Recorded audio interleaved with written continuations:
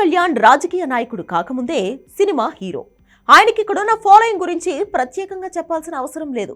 చాలా మంది రాజకీయ నాయకులకు లేని అడ్వాంటేజ్ కూడా అదే. సినిమాతో పాటు పొలిటికల్ మైలేజ్ కూడా ఈయనకు బాగా హెల్ప్ అవుతుంది. అందుకే పవన్ కళ్యాణ్ అంటే ఆ రేంజ్ క్రేజ్ ఉంటుంది. స్వయంగా దేశ ప్రధానమంత్రి కూడా వచ్చి పవన్ కళ్యాణ్ కు నెక్స్ట్ లెవెల్ ఎలివేషన్ ఇస్తూ ఉంటాడు.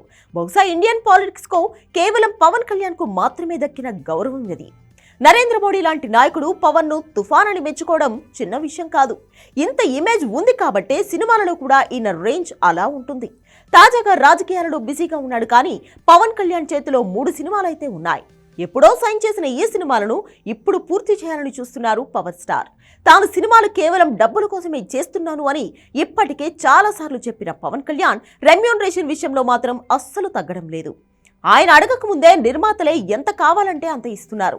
పవన్ స్థాయి అలా ఉంది కాబట్టి వాళ్ళు కూడా ఏమీ మాట్లాడడం లేదు.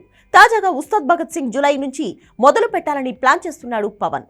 ఆలోపు బౌండెడ్ స్క్రిప్ట్ సిద్ధం చేయాలని హరీష్ శంకర్ కు ఇప్పటికే ఆదేశాలు వెళ్లాయి. అన్ని పనులు పక్కన పెట్టి ముందు పవన్ కళ్యాణ్ సినిమా పని మీదే బిజీగా ఉన్నాడు ఈ దర్శకుడు. ఈ సినిమాను పవన్ ఇప్పుడు ఒప్పుకోలేదు.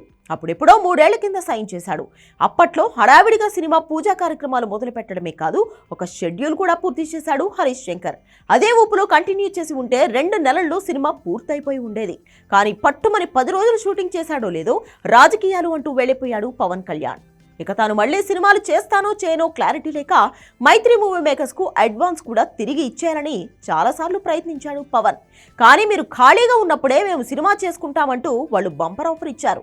ఎప్పటికప్పుడు ఉస్తాద్ సెట్స్ మీదకి వస్తుంది అని వాళ్ళు ఆశించారు. కానీ జరుగుతున్న పరిణామాల దృష్ట్యా ఈ సినిమా ఆగిపోయింది అని ఒక నిర్ణయానికి వచ్చేశారు అభిమానులు. అయితే ఈ మధ్య తన నిర్మాతలను మంగళగిరి ఆఫీస్ కు పిలిపించుకుని మరి ఒప్పుకున్న సినిమాలను ఎప్పుడు పూర్తి చేస్తానన్న విషయం మీద క్లారిటీ ఇచ్చినట్లు తెలుస్తోంది. ఈ క్రమంలోనే జూలై నుంచి మైత్రి మూవీ మేకర్ సినిమా పట్టాలెక్కబోతుంది.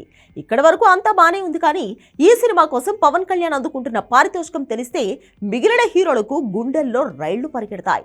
ఉస్తాద్ సినిమాను కేవలం 40 రోజుల్లో పూర్తి చేయాలి అని పవన్ కళ్యాణ్ కండిషన్ పెట్టాడు. ఈ 40 రోజుల కోసం ఆయన ఏకంగా 160 కోట్ల రెమ్యూనరేషన్ తీసుకుంటున్నట్లు తెలుస్తోంది.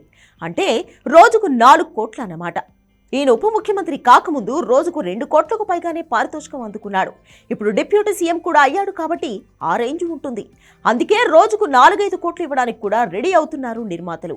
పవన్ కళ్యాణ్ సినిమా అంటే కనీసం 200 కోట్ల బిజినెస్ ఖాయం. దానికి తోడు నాన్ థియేట్రికల్ మరో 150 కోట్లు వస్తాయి. అందుకే ఆయన అడిగినంత ఇస్తున్నారు నిర్మాతలు.